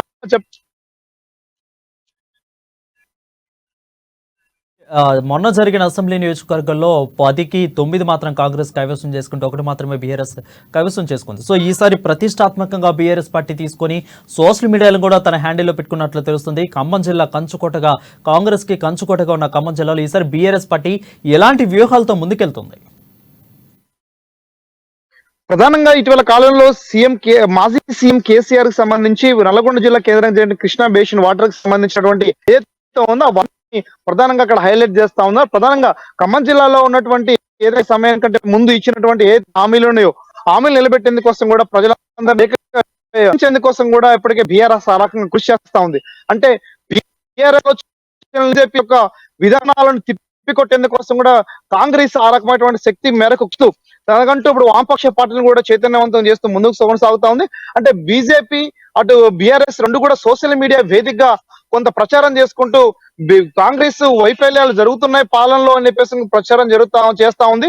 ఈ దుష్ప్రచారం అని చెప్పేసి కూడా ఇప్పుడు కాంగ్రెస్ నేతలు కొట్టిపడేస్తా ఉన్నారు. అంటే ఖమ్మం జిల్లాలో ఉన్నటువంటి అన్ని రాజకీయ పార్టీలు సోషల్ మీడియాని వేదికగా ఉపయోగించుకొని ప్రజల్లోకి ఆ యువతని ఓటును ఆకర్షించుకునే విధంగా ముందుకు తీసుకెళ్తున్నటువంటి నేపథ్యంలో ఇప్పటికే గత 2 నెలల్లో తనదంటూ మార్కు ప్రదర్శించినటువంటి సీఎం రేవంత్ రెడ్డి ఎవరైతే ఉన్నారో, రేవంత్ రెడ్డి ఖమ్మం జిల్లాలోని యువతనందరినీ కూడా అంటే ఖమ్మం జిల్లా ప్రజానికానికి ఏం అవసరాలు ఉన్నాయో అవసరాలు తీర్చేందుకోసం అవసరమైనటువంటి ప్రధానమైనటువంటి కాలంలో బడ్జెట్ లో కొంత బడ్జెట్ కేటాయింపులు చేయడం, సీతారామ ప్రాజెక్టు త్వరిగతిన పూర్తి చేసి ప్రజలకి నీళ్ళు అందించేందుకోసం కూడా అటు తుమ్మల నాగేశ్వరరావు కృషి చేస్తారని చెప్పేసి హామీ ఇవ్వడం, పొంగులేటి శ్రీనివాసరెడ్డి కూడా రెవెన్యూ పెంచేందుకోసం కృషి చేయడం, ఇవన్నీతో పాటు ఖమ్మం జిల్లాలో ఉన్నటువంటి బీఆర్ఎస్ ఇటీవల కాలంలో భూ కబ్జాల విషయంలో మట్టి తవ్వకాల అంశాలు చేసిన అరాచకాల మీద అటు కాంగ్రెస్ బీఆర్ఎస్ ని కూడా పూర్తి స్థాయిలో డిఫెన్స్ లో పడేసింది. మరోవైపున కాంగ్రెస్ బీజేపీని కూడా డిఫెన్స్ పడేయడం కోసం ఇచ్చిన హామీల్ని శరవేగంగా అమలు చేయడం కోసం కూడా ఇప్పటికే ఆ రకమైనటువంటి ఆ ఉచిత విద్యుత్ సంబంధించినటువంటి అంశాలు అట్లా గ్యాస్ సంబంధించిన అంశాలు కూడా ఎన్నికల కంటే ముందు ప్రవేశపెట్టాలని యోచిస్తా ఉంది. ఈ పరిణామాలు ఖచ్చితంగా ఖమ్మం జిల్లా నుంచి ఎవరైతే అంటే ప్రస్తుతం ఉన్నటువంటి కాంగ్రెస్ పార్టీ తరఫున అటు రేణుకా చౌదరి రాజ్యసభ సభ్యురాలు కావడంతో నెక్స్ట్ కొత్త ముఖాలుగా ఉన్నటువంటి ప్రసాద్ రెడ్డి, మరో వైపున ఉన్నటువంటి మల్లు నందిని, మరో వంకాయలపాటి రాజేంద్ర ప్రసాద్, వీళ్ళు ముగ్గురు ప్రధానంగా గా నడుస్తా ఉంది. వీళ్ళు ముగ్గురు కూడా ప్రజా బలం ఉన్నటువంటి నేతలు కావడంతో, కొంత ఆర్థికంగా డెవలప్ అయి ఉన్నటువంటి నేతలు కూడా కావడంతో ఖచ్చితంగా వీళ్ళు ముగ్గురు సీటు విషయంలోకి వస్తే కేంద్రానికి సంబంధించి కొంత ఏఐసిసికి తలనొప్పిగా మారే అవకాశం ఉంది. అంటే కొంత ఇప్పుడు రాష్ట్ర రాజకీయాల్లో రింగు తిప్పుతున్నటువంటి పొంగులేటి శ్రీనివాసరెడ్డి ఖచ్చితంగా ప్రసాద్ రెడ్డి వైపు ఉండే అవకాశం ఉండడంతో ప్రసాద్ రెడ్డికి టికెట్ కన్ఫర్మ్ అవుతుంది అనేటువంటిది కూడా జిల్లా వ్యాప్తంగా సర్వత్ర చర్చ కొనసాగుతా ఉంది. ఇదే నేపథ్యంలో కొంత ఎవరైతే టికెట్ ఆశించి, ఎంపీ టికెట్ ఆశించి, ఎమ్మెల్యే టికెట్ ఆశించి ఆశావాహులుగా ఉండి గతంలో పార్టీ కష్టకాలంలో ఉన్నటువంటి నేతలు ఎవరైతే ఉన్నారో అంటే ప్రధానంగా జావీదు, రాయల్ నాగేశ్వరతో పాటు ఓ విజయబాబు, ఇతర ముఖ్యమైనటువంటి నేతలు ఎవరైతే ఉన్నారో వీళ్ళందరినీ కూడా పార్టీకి సంబంధించి నామినేటెడ్ పదవులు ఇచ్చేసి వాళ్ళని కొంత సేఫ్ జోన్ లో పెట్టాలని చెప్పేసి కూడా రకమైన కాంగ్రెస్ యోచిస్తా ఉంది. ఆ రకంగా తుమ్మల నాగేశ్వరరావు, పొంగులేటి శ్రీనివాసరెడ్డి, బట్టి విక్రమార్క కూడా ఆ రకమైన కృషి చేయడంతో రానున్న రోజుల్లో ఖమ్మం పార్లమెంటు నియోజకవర్గం నుండి ఖచ్చితంగా కాంగ్రెస్ గెలుపు దిశగా అడుగులేసే అవకాశం కనబడతా ఉంది. ప్రధానమైనటువంటి పోటీ అటు కాంగ్రెస్ కి బీఆర్ఎస్ కి మధ్య ఉండే అవకాశం కనబడుతున్న నేపథ్యంలో మెజార్టీగా రికార్డు స్థాయిలో ప్రధానంగా సీట్లు, ఓట్లు సాధించి ఖమ్మం నుంచి గిఫ్ట్ గా ఇవ్వాలని చెప్పేసి అనేటువంటిది కూడా ప్రధానంగా ఆ రకమైన కృషి ప్రస్తుతం ఉన్నటువంటి ముగ్గురు మంత్రులు కూడా ఖమ్మం జిల్లా నుంచి చేస్తున్నారని కూడా స్పష్టంగా చెప్పుకోవచ్చు వారు. Thank you Upendra. అది చూసుకున్నట్లయితే ఓవరాల్ గా ఖమ్మం జిల్లాలో ఉన్న నియోజకవర్గం పార్లమెంట్ ఎన్నికలపై దృష్టి ప్రధాన పార్టీలన్నీ కూడా పెట్టాయి. ఈసారి ఖచ్చితంగా త్రిముఖ పోరు తప్పదన్నట్లు తెలుస్తుంది. అయితే కీలకంగా పిఆర్ఎస్ నుంచి ఎంపీ నామా నాగేశ్వరరావు, అదేవిధంగా బీజేపీ నుంచి గల్లా సత్యనారాయణ తానే అంటూ ప్రచారం చేసుకున్నారు. నెక్స్ట్ కాంగ్రెస్ నుంచి ఎవరు బరిలో ఉంటారు అనేది కొంత సందిగ్ధత నెలకొంది. ఖచ్చితంగా ఈసారి పొంగులేటి ప్రసాద్ రెడ్డికి ఇస్తారా లేదంటే మల్లు నందినికి ఇస్తారా అనేది ఆసక్తికరంగా మారింది. ఒక పక్క రేణుకా చౌదరిని అయితే రాజ్యసభకు అయితే ఖరారు చేశారు. ఖచ్చితంగా ఈసారి ఖమ్మం జిల్లాలో కంచుకోట, కాంగ్రెస్ కి కంచుకోటగా ఉన్న ఖమ్మం జిల్లాలో ఎలాంటి త్రిముఖ పోరు నెలకొందో ఖచ్చితంగా మనం వేచి చూడాల్సిందే. నెక్స్ట్ మనం మెదక్ వెళ్దాం. మెదక్ సంగారెడ్డి జిల్లా పాసమైలారం పారిశ్రామికవాడలో ప్రమాదం జరిగింది. అయితే సిఎంహెచ్ కెమికల్స్ పరిశ్రమలో రియాక్టర్ పేలింది. 5గురికి తీవ్ర గాయాలయ్యి ఒకరు మృతి చెందారు. కార్మికులను అయితే మంత్రి రాజా నరసింహ పరామర్శించారు. సో ఏ విధంగా జరిగింది, ఎప్పుడు జరిగింది, మంత్రి వాళ్ళకి ఎలాంటి భరోసా కల్పించారు, ఇలాంటి ప్రశ్నలన్నింటికి సమాధానం మా ప్రతినిధి సునీల్ అవిలా అందుబాటులో ఉన్నారు. సునీల్, చెప్పండి, అసలు ఈ ప్రమాదం ఎలా జరిగింది, ప్రస్తుతం వాళ్ళ పరిస్థితి ఏ విధంగా ఉంది? సంగారెడ్డి జిల్లాలోని పాషమైలారం పారిశ్రామిక వాడలో కెమికల్ ఫ్యాక్టరీలో రియాక్టర్ పేలింది. రియాక్టర్ పేలిన ఘటనలో కార్మికులు 5గురు తీవ్రంగా గాయపడడం జరిగింది. మరోవైపు ఒక కార్మికుడు మృతి చెందాడు. అయితే అధికారుల నిర్లక్ష్యము మరోసారి బట్టబయలని చెప్పవచ్చు. ఎందుకంటే మృతి చెందిన కార్మికుడు ఎవరు, మృతి చెందారో అతని మృతదేహం వెలికి తీసేందుకు కూడా దాదాపుగా 24 గంటల పాటు సమయం తీసుకోవాల్సిన పరిస్థితి ఏర్పడింది. అంటే అధికారులకు తెలియదు కార్మికుడు చనిపోయిన పరిస్థితి. కేవలం గాయపడ్డ వారిని ఆసుపత్రికి తీసుకెళ్లి ఎవరు చనిపోలేదని చెప్పి కూడా చేతులు దులుపుకునే ప్రయత్నం చేశారు. కానీ తెల్లారుజామున పరిశ్రమకు సంబంధించిన రియాక్టర్ ఎక్కడైతే పేలిందో వాటి మధ్యలో మృతదేహం కనపడింది. అయితే ఇది బుధవారం సాయంత్రం జరిగింది. అయితే నిన్న మంత్రి దామోదర్ రాజనరసింహకు వచ్చినటువంటి ఫిర్యాదుల మేరకు ఆయన గాయపడినటువంటి కార్మికులకు సంబంధించినటువంటి ఆసుపత్రిలో ఆయన కార్మికులను పరామర్శించడం జరిగింది. అప్పుడు మంత్రి దృష్టికి అనేక సమస్యలు, అంటే పరిశ్రమలో జరుగుతున్నటువంటి కార్మికులకు ఎలాంటి రక్షణ చర్యలు లేవు, అదేవిధంగా అధికారులు చూసి చూడనట్లు వ్యవహరిస్తున్న తీరు, అదేవిధంగా కొంతమంది అధికారుల లంచావతారం తీరు, అవన్నీ కూడా స్థానికులు అదేవిధంగా గాయపడ్డ కార్మికులు స్పష్టంగా మంత్రి దామోదర్ రాజనరసింహకు చెప్పడంతో తీవ్ర ఆగ్రహం వ్యక్తం చేసినటువంటి మంత్రి దామోదర్ రాజనరసింహ వెంటనే జిల్లా కలెక్టర్ వల్లూరు క్రాంతికి ఆదేశించారు. ఈ ఘటనపై పూర్తి స్థాయిలో సమగ్ర విచారణ జరపాలని చెప్పి ఆదేశించడంతో ఈ రోజు పరిశ్రమను పరిశీలించారు జిల్లా కలెక్టర్ వల్లూరు క్రాంతి, జిల్లా ఎస్పీ రూపేష్, అదేవిధంగా pollution control board, fire safety అధికారులు, అదేవిధంగా ఇండస్ట్రీ ఫ్యాక్టరీస్ ఇన్స్పెక్టర్ తదితర శాఖల అధికారులు అందరూ కూడా ఈ రోజు చెల్లించారు. ఆ మంత్రి ఆదేశాల మేరకు హుటాహుటిన పరిశ్రమలు పరిశీలించారు. కార్మికులకు ఉన్నటువంటి రక్షణ చర్యలు అన్నిటి కూడా పరిశీలించారు. అయితే వీటిలో ప్రాథమికంగా మాత్రం కార్మికులకు ఎలాంటి రక్షణ చర్యలు లేవు. అంటే సేఫ్టీ జోన్ లో మాత్రం పనిచేసే పరిస్థితి లేదు పరిశ్రమలు అని చెప్పి కూడా ప్రాథమికంగా కొద్దిసేపటి క్రితమే అధికారులు గుర్తించినట్లుగా మనకు సమాచారం అందుతుంది. అయితే మొత్తం అంశంపై కూడా ఒక నివేదికను రూపొందించి దామోదర్ రాజనరసింహకు అందించేందుకు అధికారులు ఇప్పటికే ఆ దిశగా కూడా అడుగులు వేస్తున్నారని చెప్పవచ్చు. అయితే కొద్దిసేపటి క్రితం మనం దామోదర్ రాజనరసింహతో కూడా మాట్లాడడం జరిగింది టెలిఫోన్ లో. అయితే ఆయన కూడా ఇదే అంశాన్ని చెప్పడం జరిగింది. ఖచ్చితంగా అన్ని పరిశ్రమలు అంటే పటాన్చెరు నియోజకవర్గం, సంగారెడ్డి జిల్లాలో ఉన్నటువంటి అన్ని పరిశ్రమలకు సంబంధించి కూడా నిత్యం తనిఖీలు జరుగుతాయి ఇప్పటి నుంచి. ఎందుకంటే రాబోయేది కూడా వేసవి కాలం కాబట్టి రియాక్టర్ల పేలుల్లో అగ్ని ప్రమాదాల సంఖ్య ఎక్కువగా ఉంటుంది కాబట్టి ఖచ్చితంగా ప్రతి పరిశ్రమలో సేఫ్టీ జోన్ కార్మికులకు ఉందా లేదా, ఏదైనా ప్రమాదం జరిగితే అగ్ని ప్రమాదం జరిగితే కార్మికులు ఏ గేట్ ద్వారా బయటికి వెళ్ళాలి, అక్కడ అలాంటి ఏర్పాట్లు ఉన్నాయా లేవో అన్నింటినీ పరిశీలించాలని చెప్పి కూడా ఇప్పటికైనా జిల్లా కలెక్టర్ వల్లూరు క్రాంతికి ఆదేశించినట్లు కూడా ఆయన మనతో చెప్పడం జరిగింది. మొత్తానికైతే అధికారుల నిర్లక్ష్యం, ఒక కార్మికుడు ప్రమాదం జరిగి చనిపోయాడా లేదా, కార్మికుడు ఏమయ్యాడని కూడా పరిశీలించే పరిస్థితి లేదు. కేవలం గాయపడ్డ వారిని మాత్రం తీసుకెళ్లి ఆసుపత్రిలో చేర్చారు. కానీ మృతదేహం తెల్లారి దొరికినప్పుడు అప్పుడు గుర్తించారు చనిపోయినట్లుగా. అంటే అధికారుల నిర్లక్ష్యం ఇందులో స్పష్టంగా కనిపిస్తుంది. జిల్లా కేంద్రానికి కూతవేటు దూరంలో ఉన్నటువంటి పరిశ్రమలు ఇంత నిర్లక్ష్యంగా వ్యవహరిస్తుంటే పరిశ్రమల యజమానులు, అధికారులు మాత్రం కనీసం వారి గేటును కూడా తాకేందుకు సాహసించని పరిస్థితి ఉంది. ఎందుకంటే కొందరు అధికారులు, పీసీబీ అధికారులు కానివ్వండి, లేదంటే ఫ్యాక్టరీస్ ఆఫ్ ఇన్స్పెక్టర్ కానివ్వండి, పొల్యూషన్ కంట్రోల్ బోర్డు, లేదంటే అగ్నిమాపక శాఖ, ఈ కొందరు అధికారులు ఖచ్చితంగా పరిశ్రమల నిర్వాహకులతో చేతులు కలిపారు. కాబట్టి మీ పరిశ్రమలు ఏం జరిగినా కూడా మేము పట్టించుకోము, ఫిర్యాదులు వస్తే చూద్దామనే తీరుగా ఉన్నారని చెప్పి కూడా సాక్షాత్తు మంత్రి దామోదర్ రాజనరసింహ దృష్టికే స్థానికులు, గాయపడ్డ కార్మికులు ఈ అంశాన్ని తీసుకెళ్లడంతో మంత్రి దీన్ని సీరియస్ గా తీసుకున్నారు. ఖచ్చితంగా ప్రతి అంశాన్ని కూడా పరిశీలించాలని చెప్పడం జరిగింది. ఈ రోజు క్షుణ్ణంగా అధికారులు పరిశీలిస్తున్నారు. మరోవైపు అవసరమైతే మళ్ళీ రేపు కూడా పరిశ్రమలో తనిఖీలు జరిగే అవకాశాలు ఉన్నాయి. అయితే మొత్తానికైతే మంత్రి ఆదేశిస్తే తప్ప అధికారులు పనిచేయని పరిస్థితి ఉందని చెప్పి కూడా మనం చెప్పవచ్చు. అధికారుల నిర్లక్ష్యం స్పష్టంగా కనిపిస్తుంది. కొన్ని వేల సంఖ్యలో జిల్లాలో పరిశ్రమలు ఉన్నాయి. వాటన్నిటిలో కూడా దాదాపుగా ఇదే పరిస్థితి ఉందని చెప్పి కూడా చెప్పవచ్చు. అధికారులు ఈ రోజు సునీల్, అయితే పరిశ్రమలో సమస్య కార్మికులు కూడా కొంతమంది కార్మికులు మంత్రి రాజనరసింహ దృష్టికి కొన్ని సమస్యలు కూడా తీసుకెళ్ళినట్లు తెలుస్తోంది. సో మంత్రి వాళ్ళకి ఎలాంటి భరోసా కల్పించారు, అదేవిధంగా కార్మికులు కూడా ఎలాంటి సమస్యల్ని మంత్రి దృష్టికి తీసుకెళ్లారు?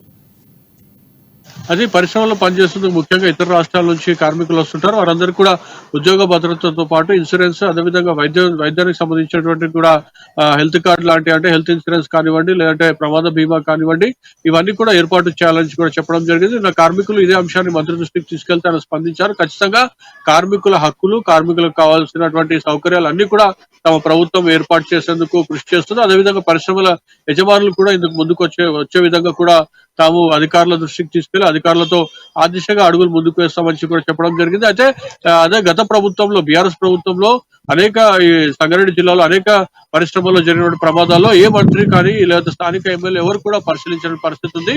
కానీ కాంగ్రెస్ ప్రభుత్వం వచ్చాక దామోదర్ రాజనరసింహ పరిశ్రమలో జరిగినటువంటి ప్రమాద విషయం తెలుసుకొని ఆయన హుటాహుటిన పరిశ్రమకు చేరుకొని అదేవిధంగా కార్మికులను పరామర్శించారు ఆసుపత్రిలో. అదేవిధంగా పటాన్చెరులో స్థానిక ఎమ్మెల్యే గూడెం మైపాల్రెడ్డి ఉన్నప్పటికీ కూడా ఆయనైతే కార్మికులను పరామర్శించలేదనే విమర్శలు కూడా స్పష్టంగా వినిపిస్తున్నటువంటి పరిస్థితి ఉంది. మొత్తానికైతే కాంగ్రెస్ ప్రభుత్వం అన్ని వర్గాల సంక్షేమాన్ని కోరుకుంటుందని చెప్పడంలో సందేహం లేదని చెప్పి కూడా ఈ రోజు జరిగినటువంటి పరిస్థితి, అదేవిధంగా మంత్రి దామోదర్ రాజనరసింహ స్పందించిన తీరును బట్టి మరోసారి స్పష్టమవుతోంది.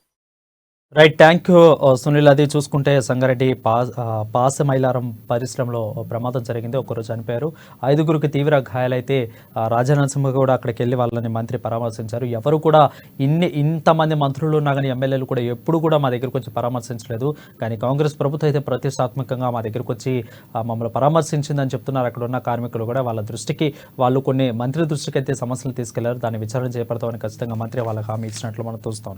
Thank you Sunil for the updates. Next next మనం మహబూబ్ నగర్ వెళ్దాం. మహబూబ్ నగర్లో మా ప్రతినిధి ప్రదీప్ లైవ్లో అందుబాటులో ఉన్నారు. అయితే కొన్ని రోజుల నుంచి మనం చూస్తానే ఉన్నాం సోషల్ మీడియాలో అనిరుద్ధ్ రెడ్డిపై కొన్ని దుష్ప్రచారాలు అయితే వైరల్గా మారుతున్నాయి. అయితే బెల్ట్ షాపులు ఇసుక రవాణాపై తనపై బురద చల్లే ప్రయత్నం చేస్తున్నారని అయితే ఫైర్ అయినట్లు మనకు తెలుస్తోంది. అనిరుద్ధ్ రెడ్డి అయితే గత ఎమ్మెల్యే అక్రమ ఇసుక రవాణాలను ప్రోత్సహించారు అని అంటున్నారు. నాపై దుష్ప్రచారం చేస్తున్నారు, వారు అప్పుడేం చేశారు అని అయితే మంత్రి వాళ్ళని క్వశ్చన్ మార్క్ చేస్తున్నట్లు మనకు కనిపిస్తోంది. తనపై అసభ్యకర పోస్టులు పెడితే పరువు నష్టం దావా వేస్తానని అయితే అనిరుద్ధ్ రెడ్డి చెప్తున్నారు. దీని మీద పూర్తి అప్డేట్స్ మా ప్రతినిధి ప్రదీప్ అందిస్తారు. ప్రదీప్ చెప్పండి. Good evening Varun. ఏదైతే గత కొన్ని రోజులుగా తనపై దుష్ప్రచారం మీడియా ద్వారా, తర్వాత వాట్సాప్ గ్రూప్స్ ద్వారా, సోషల్ మీడియా ద్వారా తనపై అనవసర ఆరోపణలు చేస్తున్నారంటూ కూడా అనిరుద్ధ్ రెడ్డి ఈ రోజు ఫైర్ అయ్యారు. కొంతమంది విలేకరులు వారికి వత్తాసు పలుకుతూ ఉన్నది ఉన్నట్టు రాయకుండా లేనిది కూడా ఉన్నట్టు రాస్తున్నారంటూ ఇది మంచి పద్ధతి కాదంటూ కూడా వారిని కూడా హెచ్చరించిన నేపథ్యంలో ఫిబ్రవరి 1 నుంచి జడ్చర్ల నియోజకవర్గంలో బెల్ట్ షాపులు కానీ అక్రమ ఇసుక కానీ నడపవద్దంటూ తాను ఇంతకు ముందే చెప్పినట్టు, దానిపై ఎవరైనా చూస్తే గనక తర్వాత బెల్ట్ షాపుల్లో మందు విక్రయిస్తున్నారని తెలిస్తే కూడా సంబంధిత అధికారులకు కంప్లైంట్ ఇవ్వాలంటూ వారికి 10,000 తన సొంత డబ్బులు కూడా ఇస్తానంటూ కూడా హెచ్చరించిన నేపథ్యంలో గత కొన్ని రోజులుగా సోషల్ మీడియాలో అనవసర పోస్టులు పెట్టి తనపై దుష్ప్రచారం చేస్తున్నారంటూ కూడా ఆయన ఫైర్ అయినటువంటి సందర్భం ఉంది. అయితే కొన్ని రోజులుగా వాట్సాప్ గ్రూపులలో తర్వాత సోషల్ మీడియా ద్వారా ఈ అక్రమ ఇసుక రవాణా జరుగుతుంది, ఎమ్మెల్యే ప్రగల్భాలు పలకడమేనా, ఏమైనా చర్యలు తీసుకుంటున్నారా అంటూ వాట్సాప్ గ్రూపులలో ప్రచారం చేయడాన్ని ఆయన తప్పుపట్టారు. కొంతమంది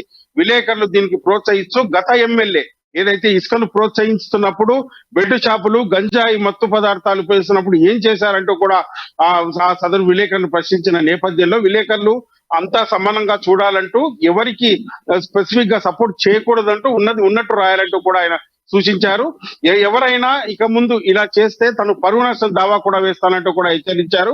ఏదైతే తాను ఎమ్మెల్యేగా ఎన్నికై 2 నెలలు మాత్రమే అయిందంటూ ఏదైతే జడ్చర్ల అభివృద్ధి కోసం కేంద్ర రాష్ట్ర మంత్రులను కలుస్తూ ఇప్పటికే రోడ్ల ప్రతిపాదనలు, తర్వాత జడ్చర్లకు బైపాస్ సంబంధించి కూడా తను ప్రతిపాదనలు ఇచ్చినట్టు విన్నవించినట్టు కూడా త్వరలోనే ఆ రోడ్డు కూడా శాంక్షన్ అవుతాయంటూ ఈ గత 5 రోజులు అసెంబ్లీ సెషన్ లో పాల్గొన్నానంటూ ఇక నియోజకవర్గంలో నేను ఎప్పుడు తిరగలేదంటూ కూడా ఆయన ప్రశ్నించారు.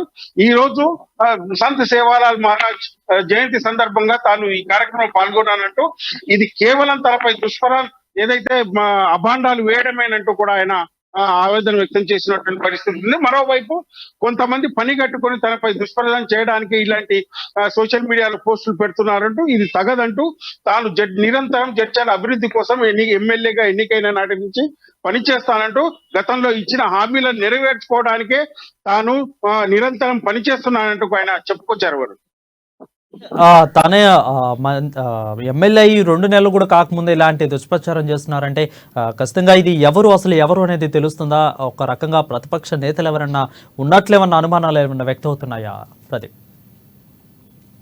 అయితే దీనికి సంబంధించి ఇప్పటికే బీఆర్ఎస్ అనుకూలమైన వ్యక్తులు, తర్వాత దీనికి సంబంధించి కొంతమంది విలేకరులు దీన్ని దుష్ప్రచారం చేస్తున్నారంటూ కూడా ఆయన మండిపడ్డటువంటి పరిస్థితి ఉంది. అయితే ఇది తగదంటూ ఏదైతే ఉన్నది ఉన్నట్టు రాయాలంటూ విలేకరులు అందరినీ సమానంగా చూడాలంటూ కూడా ఆయన చెప్పుకొచ్చారు. ఏదైతే గత బీఆర్ఎస్ పాలనలో, గత ఎమ్మెల్యే పాలనలో కూడా జడ్చర్లలో భూదందా, అక్రమ కట్టడాలు, తర్వాత మున్సిపాలిటీకి సంబంధించి 10% ల్యాండ్ కూడా ఆక్రమించినా కానీ మీరు రాయలేదంటూ అప్పుడు ఏం చేశారంటూ కూడా ఆయన ప్రశ్నించారు.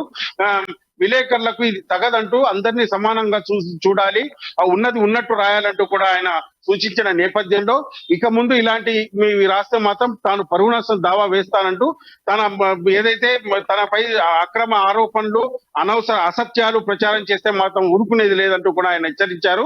ఏదైతే దీనికి సంబంధించి ఇప్పటికే సోషల్ మీడియా ద్వారా, గ్రూపుల ద్వారా, వాట్సాప్ గ్రూపుల ద్వారా ప్రచారం చేస్తున్నారంటూ ప్రభుత్వం అనుమతి ఇచ్చింది కాబట్టి కొంత ఇసుక కొట్టుకునేందుకు పర్మిషన్ తీసుకునే వాళ్ళు కొట్టుకుంటున్నారంటూ దాంట్లో అక్రమ ఇసుక అని తమ కనిపిస్తే సంబంధిత మైనింగ్ అధికారులకు కంప్లైంట్ చేయాలంటూ తాను 10,000 సొంతంగా ఇస్తానంటూ కూడా పారితోషికం ఇస్తానంటూ కూడా చెప్పిన నేపథ్యంలో కంప్లైంట్ చేయాలంటూ కూడా ఆయన సూచించారు. కానీ తనపై వ్యక్తిగత ద్వేషము, తర్వాత వ్యక్తిగత అవి పెట్టుకొని వ్యక్తిగత ఇలాంటి ఆరోపణలు చేస్తే మాత్రం ఊరుకునేది లేదంటూ కూడా ఆయన తెలిపారు. వారు రైట్, థ్యాంక్ యూ ప్రదీప్. అది చూసుకున్నట్లయితే సోషల్ మీడియాలో తనపై దుష్ప్రచారాలు వస్తున్న వాటిని అనిరుద్ధ్ రెడ్డి ఖండించారు. ఖచ్చితంగా బెల్ట్ షాపులు ఇసుకరమణపై తనపై బురద చెల్లే ప్రయత్నం చేస్తున్నారు. ఖచ్చితంగా ఇలాంటి అసభ్యకర పోస్టులు పెడితే పరువు నష్టం దావా వేస్తారని అయితే అనిరుద్ధ్ రెడ్డి చెప్తున్నారు. Thank you Pradeep for the updates. Next మనలో నిజామాబాద్ వెళ్దాం. నిజామాబాద్లో లంబాడీలకు రేవంత్ రెడ్డి సర్కారు గుడ్ న్యూస్ చెప్పిందని చెప్పవచ్చు. ఎందుకంటే వారి ఆరాధ్య దైవం సేవాలాల్ జయంతిని ఒక క్యాజువల్ లీవ్గా ప్రకటించారు. సో సేవాలాల్ జయంతిని క్యాజువల్ లీవ్గా ప్రకటించడంతో లంబాడీలందరూ కూడా ఎంతో సంతోషాన్ని వ్యక్తం చేస్తున్నారు అక్కడ. కానీ క్యాజువల్ లీవ్ కాకుండా దీన్ని ఖచ్చితంగా సెలవు దినంగా ప్రకటించి ఉండాల్సిందని అయితే వాళ్ళు కోరుతున్నారు. దీని మీద పూర్తి అప్డేట్స్ మా ప్రతినిధి నవీన్ అందిస్తారు. నవీన్, చెప్పండి. ఇలా ఆరాధ్య దైవమైనటువంటి సేవాలాల్ మహారాజు సందర్భంగా రాష్ట్ర ప్రభుత్వం ఖుషి కబురు చెప్పింది. అయితే సేవాలాల్ మహారాజు జన్మదినం సందర్భంగా ఫిబ్రవరి 15 నాడు ఇటు రాష్ట్ర ప్రభుత్వం కూడా సెలవు దినం ప్రకటించింది. అయితే ఎవరైతే ఇటు లంబాడీలు ఉన్నారో ప్రభుత్వ ఉద్యోగులు ఉన్నారో వారికి కూడా క్యాజువల్ లీవ్ ప్రకటిస్తూ ఇటు రాష్ట్ర ప్రభుత్వం ఉత్తర్వులు ప్రకటించింది. దీనిపై కూడా ఇక్కడ ఉన్నటువంటి మనకు సంబంధించి కూడా లంబాడీలు ఉన్నారు. వీటికి అడిగి మరి తీసుకుని చెప్పండి, మీరు ముఖ్యంగా రేవంత్ రెడ్డి సర్కార్ కూడా ఇప్పుడు మీ ఆరాధ్య దైవమైనటువంటి సేవాలాల్ జయంతి సందర్భంగా సెలవు దినం ప్రకటించింది. ఎలా అసలు దీన్ని మా గిరిజన తాండ తెలంగాణ మొత్తంలో ఉన్న గిరిజన తాండాల ప్రతి ఒక్కరూ ఉద్యోగస్తులు ఏదైనా ఈ సేవాలాల్ జయంతి జరుపుకోవాలంటే వాళ్ళకు అంటే డ్యూటీ పరంగా రాకపోయేవారు. కానీ మనకు తెలంగాణ ప్రభుత్వం రేవంత్ రెడ్డి గారు ఈరోజు ఆప్షనల్ హాలిడే ఇచ్చి వారిని కూడా మా దాంట్లో పాలు పంచుకునే విధంగా మమ్మల్ని అందరినీ అన్నదమ్ములేగా కలిసి ఈ పండుగ చేసుకునే విధంగా మాకు సహకరించినటువంటి తెలంగాణ ప్రభుత్వానికి మా అందరి తరపున ప్రత్యేక కృతజ్ఞతలు. మీరు చెప్పండి, ఒక ఉద్యోగులు ఎన్ని సంవత్సరాల నుంచి మీ ఉద్యోగంలో పనిచేస్తున్నారు? ఇంతకుముందు ఎలా ఉండే? ఇప్పుడు మీకు ముఖ్యంగా సేవాలాల్ మహారాజ్ ఆరాధ్య దైవము, కానీ ఆ రోజు కూడా జన్మదిన సందర్భంగా కూడా ఎక్కడ లీవ్ ఇవ్వని పరిస్థితి. ఇప్పుడు ఎలా లీవ్ ఇస్తున్నారు? రాష్ట్ర ప్రభుత్వం లీవ్ ఇచ్చింది, ఎలా చూస్తున్నారు మీరు? అంటే ఫిబ్రవరి 15 నాడు మేము లీవ్ అడుగుతుంటే అసలు ఏం పండుగ అది అని అనేవాళ్ళు. అంటే ఆప్షనల్ హాలిడే లేదు గవర్నమెంట్ అధికారికంగా, కాబట్టి వాళ్ళు కొద్దిగా వెనుకబాటు చేసేవాళ్ళు, అంటే ఇవ్వడానికి అవకాశం ఇచ్చేవాళ్ళు కాదు. కానీ ఇప్పుడు సీఎం గారే అధికారికంగా ఆప్షనల్ హాలిడే తీసుకొచ్చనే ఒక మంచి సూచనను ఇవ్వడం ద్వారా ఇప్పుడు అధికారులు కూడా మాకు సెలవు ఇవ్వడానికి ఎటువంటి వెనుకం చేయకుండా, అరే మనం అందరం మన పండుగను మన సంస్కృతిలో మనం లీనమై మనం కూడా రోజు పనే కాకుండా మన వాళ్ళతో మనం కలిసి ఆనందోత్సవంతో గడుపుకోవాలని వాళ్ళు అనుకొని సీఎం గారి మాటను మన్నించి మంచి విషయం ఇది. అందరు మన జాతిని మన సంస్కృతిని మన వాళ్ళతో మనం కలిసి జరుపుకునే ఆనందాన్ని పొందే సమయం కాబట్టి అలా ఆలోచించి మా అధికారులు కూడా మాకు సెలవు ప్రకటించడం జరిగింది.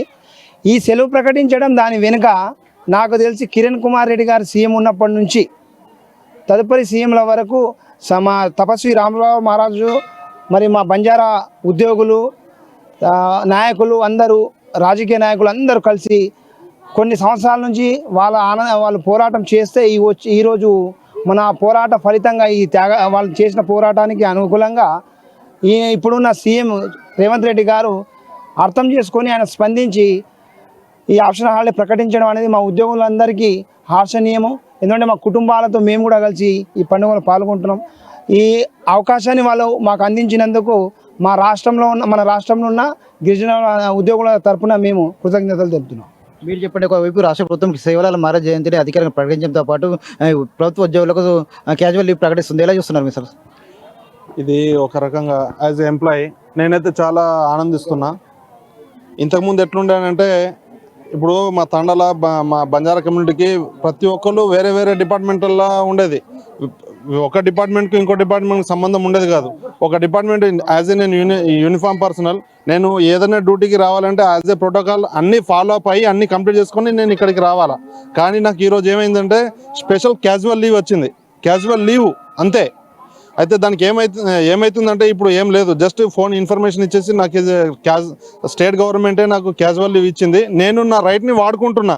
నా రైట్ని వాడుకొని నా కమ్యూనిటీ తోటి నా ఫ్యామిలీ తోటి నేను నా సేవాలాల్ జయంతిని జరుపుకోవడానికి వెళ్తున్నంటే ఇప్పుడు ఏం ఆటంకం కలిగించకుండా, సరే మీకు రైట్ ఉంది, గవర్నమెంటే పర్మిషన్ ఇచ్చింది, మీరు వెళ్ళండి అని చెప్పి ఇచ్చిర్రు. కాకపోతే నాకు ఇంకో కోరిక ఏంటంటే ఇదే సెలవుని మా బంజారా కమ్యూనిటీకే కాకుండా ఉద్యోగులందరికీ కూడా హాలిడే ప్రకటిస్తే మాకు ఇంకా గుర్తింపు వచ్చినట్టు అవుతుంది. నా కోరిక ఇదే. ఎంతలో కొంత కొద్దిగా ముందుగా ఒక సాధించినాం. దీన్ని ఉద్యోగులందరికీ కూడా పిల్లలకు కూడా అందరికీ కూడా క్యాజువల్ లీవ్ ఇస్తే పిల్లలు కూడా ఉన్నారు, మా పిల్లలు కూడా స్కూల్కి వెళ్తారు, వాళ్ళు కూడా హాలిడే ప్రకటిస్తే ఆ పిల్లలు మేము మా కమ్యూనిటీ సాటి ఉద్యోగులను కూడా తీసుకొచ్చి మా సంస్కృతి ఇట్లుంటుంది అని చూపించుకునే మాకు అవకాశం కలుగుతుంది. దయచేసి నేను గౌరవ ముఖ్యమంత్రి గారిని ఒకటే కోరుకుంటున్నా, ఈ హాలిడేను మా బంజారా కమ్యూనిటీకే కాకుండా సాటి ఉద్యోగులకు కూడా అన్వయింపజేస్తే బాగుంటుందని కోరుకుంటున్నా. Thank you. మీరు చెప్పిన ముఖ్యంగా సేవలాల్ మహారాజ్ జయంతి మీకు ముఖ్యమైన పండుగ. ఈ పండుగ సందర్భంగా కూడా రాష్ట్ర ప్రభుత్వం మీకు క్యాజువల్ లీవ్ ఇస్తుంది. అనేక మంది కూడా నాయకులు కూడా మీ దగ్గర వచ్చి కార్యక్రమంలో పాల్గొంటారు. ఎలా ఫీల్ అవుతున్నారు సార్? ఇది మాకు శ్రీ తపస్వి మహారాజ్ సేవలాల్ గారి 285వ జయంతి శుభ సందర్భంగా మా బంజారాలు ఏదైతే ఉందో ఏదైనా సరే ఈరోజు గోమాత పూజలు చేసి మేము ఇది చేసినాం అది చేసినాం అంటారు. మా బంజారాలు ఏదైతే ఉన్నారో ప్రతి ఇంటికి 50 నుంచి 100 గోమాతలను పూజించే వాళ్ళం, రక్షించే వాళ్ళం, పెంచే వాళ్ళం, వాటిని సాదుకునే వాళ్ళం. సో గోమాత చూసుట్లా మా బంజారాల తర్వాత ఎవరైనా. కాబట్టి మా బంజారాలు ఏంది, మా బంజారాలకు మంచి గుర్తింపు వచ్చింది. ఇదే విధంగా మొత్తానికి రాష్ట్రం మొత్తానికి సెలవు దినంగా ప్రకటించినట్టయితే మా బంజారాకు మంచి గుర్తింపు వస్తుందని మేము కోరుకుంటున్నాం. ముఖ్యంగా తమ ఆరాధ్య దైవమైనటువంటి సేవాలాల్ మహారాజ్ జయంతి సందర్భంగా ఇటు రాష్ట్ర ప్రభుత్వం క్యాజువల్ ఇవ్వడం తమకు ఎంతో సంతోషంగా ఉందని చెప్పి, కానీ క్యాజువల్ లీవ్ కాకుండా ప్రభుత్వ పరంగా కూడా సెలవు ప్రకటిస్తే తమకు ఇంకా గుర్తింపు వస్తుందని చెప్పి అనేక పోరాట ఫలితంగా ఇటు సీఎం రేవంత్ రెడ్డి సర్కార్ కూడా తమకు క్యాజువల్ లీవ్ ప్రకటించి. Thank you Naveen. అది చూసుకున్నట్లయితే లంబాడీలకు ఈరోజు సెలవును ప్రకటించడంతో వాళ్ళైతే హర్షం వ్యక్తం చేస్తున్నారు. అయితే క్యాజువల్ కాకుండా ఖచ్చితంగా సెలవు దినంగా ప్రకటించినట్లయితే బాగుండేదన్నట్టు వాళ్ళు ఉద్యోగులు చెప్తున్నారు. నెక్స్ట్ మనము కర్నూలు వెళ్దాం. కర్నూలులో నంద్యాల పట్టణంలో టీడీపీకి బిగ్ షాక్ తగిలిందని చెప్పొచ్చు. దాదాపు పట్టణంలోని 10వ వార్డులో పార్టీని యువకులు వీడినట్లు మనకు తెలుస్తోంది. అయితే ఎమ్మెల్యే శిల్పా రవీంద్ర చంద్ర ఆధ్వర్యంలో వైసీపీలో చేరారు. సో వైసీపీ కండువా కప్పుకున్నారు. దాదాపు 150 మంది యువకులు వైసీపీ కండువాను కప్పుకున్నారు. సో దీని మీద పూర్తి అప్డేట్ మా ప్రతినిధి నూర్ పాషా లైవ్ లో అందుబాటులో ఉన్నారు. నూర్ పాషా చెప్పండి. థ్యాంక్ యూ అండి. అయితే నంద్యాల జిల్లా కేంద్రంలోని నంద్యాల నియోజకవర్గంలో తెలుగుదేశం పార్టీ నుండి వైఎస్ఆర్సీపీ పార్టీలోకి వలసల పర్వం కొనసాగుతుందని చెప్పుకోవచ్చు. అయితే దాదాపు కొన్ని రోజుల నుండి తెలుగుదేశం పార్టీకి సంబంధించిన ప్రధాన నాయకులు, కార్యకర్తలు తెలుగుదేశం పార్టీని వీడి వైఎస్ఆర్సీపీ అధికార పార్టీ వైఎస్ఆర్సీపీ శాసనసభ్యులు శిల్పా రవిచంద్ర కిషోర్ రెడ్డి ఆధ్వర్యంలో పార్టీలోకి చేరుకుంటున్నారు. అయితే వీరిని వైఎస్ఆర్సీపీ పార్టీ కండువాను సాధారణంగా స్వాగతం పలుకుతున్నారు నంద్యాల శాసన సభ్యులు శిల్పా రవిచంద్ర కిషోర్ రెడ్డి.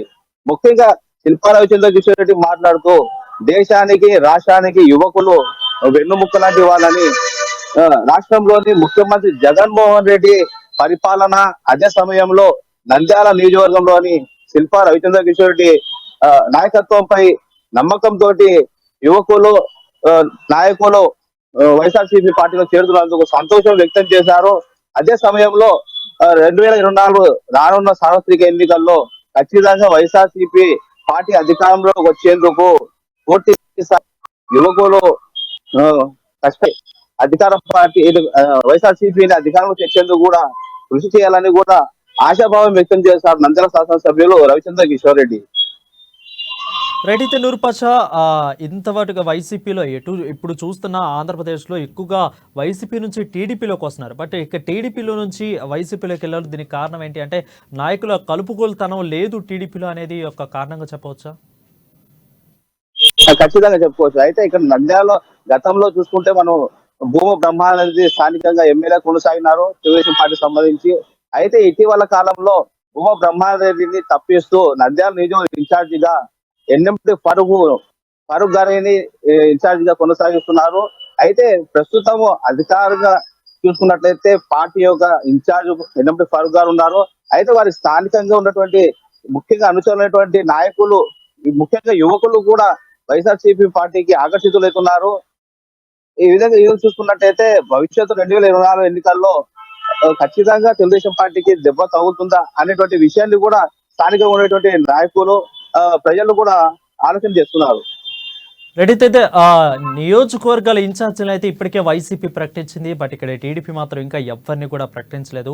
ఇదొక కారణంగా టీడీపీని వీడి వాళ్ళ నియోజకవర్గాల్లో ఉన్న ఇన్ఛార్జ్ ఎవరో తెలియక టీడీపీని వీడి వైసీపీలోకి వెళ్తున్నారని చెప్పుకోవచ్చు ఒక రకంగా. అంటే ముఖ్యంగా ఇక్కడ చూసుకుంటే తెలుగుదేశం పార్టీ కాదు, వైసీపీ అధిష్టానం కూడా ఉమ్మడి కర్నూలు జిల్లాలైన కర్నూలు, నంద్యాల జిల్లాకు సంబంధించి అభ్యర్థుల జాబితాను కూడా ఇంతవరకు పూర్తి స్థాయిలో అయితే విడుదల చేయలేదు. అయితే కేవలం కర్నూలు పార్లమెంట్ అభ్యర్థిగా మేయర్ కొనసాగినటువంటి బివై రామయ్యకు పార్లమెంట్ అభ్యర్థి కొనసాగించారు. అదే సమయంలో కర్నూలు జిల్లాకు సంబంధించి ఎమ్మిగనూరుకు గతంలో ఎంపీగా కొనసాగినటువంటి బుట్టా రేణుకను ఎమ్మిగనూరు నియోజకవర్గము అభ్యర్థిగా ప్రకటించడం జరిగింది. అదే సమయంలో ఆలూరు నియోజకవర్గాన్ని చూసుకున్నట్లయితే గతంలో మంత్రిగా పనిచేసిన గుమ్మనూరు జయరాంను తప్పించి మరొకరికి కూడా స్థానం ఆలూరు కూడా ప్రకటించడం జరిగింది వైసీపీ అధిష్టానం. అదే ఆ విధంగా చూస్తే తెలుగుదేశం పార్టీ, మరోవైపు అధికార పార్టీ వైసీపీ కూడా ఉమ్మడి కర్నూలు జిల్లాలకు సంబంధించి అభ్యర్థులను పూర్తి స్థాయిలో ప్రకటించలేదు. ఈ విధంగా చూసుకున్నట్టయితే ఒకవైపు కార్యకర్తలు, మరోవైపు నంద్యాల నియోజకవర్గము ఒక ప్రజలు కూడా అయోమయంలో ఉన్నారు. అంటే స్థానికంగా ఉన్నటువంటి నాయకులను, ప్రభుత్వమైన అధిష్టానం అయినా సరే, ఇటు తెలుగుదేశం అయినా ఇటు వైసీపీ అయినా ఎవరిని అభ్యర్థులుగా ప్రకటిస్తుంది అనేటువంటి ఆలోచనలు కూడా వ్యక్తం చేస్తున్నారు ఇక్కడ స్థానిక ప్రజలు. రైట్, థ్యాంక్ యూ నూర్ పాషాది. చూసుకున్నట్లయితే ఓవరాల్గా తెలుగు రెండు రాష్ట్రాల్లో కూడా ఇటు పక్క తెలంగాణలో పార్లమెంట్ ఎన్నికల కోసం 3 పార్టీలు కూడా ప్రధాన పార్టీలు బీజేపీ, బీఆర్ఎస్, కాంగ్రెస్ 3 కూడా రసవత్తంగా రాజకీయాలను చేస్తున్నాయి. ఎవరిని ఎప్పుడు ప్రకటిస్తారో కూడా ఇంకా తెలియని పరిస్థితి గమనిస్తుంది. తానంటే తానే అక్కడ ఎంపీని అంటూ కూడా కొంతమంది నేతలు కూడా ప్రచారం చేసుకుంటూ ఇప్పటికే ప్రచార పర్వంలోకి ముందుకు సాగుతున్నారు. ఇటు పక్క ఆంధ్రప్రదేశ్ వెళ్తే ఆంధ్రప్రదేశ్లో కూడా టీడీపీ నుంచి వైసీపీకి, వైసీపీ నుంచి టీడీపీకి 2 పార్టీల మధ్య జంపులు కూడా కొనసాగుతున్నాయి. ఒక పక్క వైసీపీ మాత్రం నియోజకవర్గాల ఇన్ఛార్జీలను ప్రకటించింది, టీడీపీ మాత్రం ఇంకా కొంత సందిగ్ధంలో పెట్టింది. కొంతమందిని మాత్రమే ఒక 2-3 ప్రకటించింది. అటు జనసేన కూడా 2-3 ప్రకటించింది. బట్ ఇంకా టీడీపీ కూడా పూర్తిగా అయితే ప్రకటించలేదు. సో ఇంకా జనాలు కూడా అక్కడ కార్యకర్తలు కూడా అగమ్య గోచరంలో వాళ్ళ పరిస్థితి కూడా ఉన్నట్లు తెలుస్తోంది.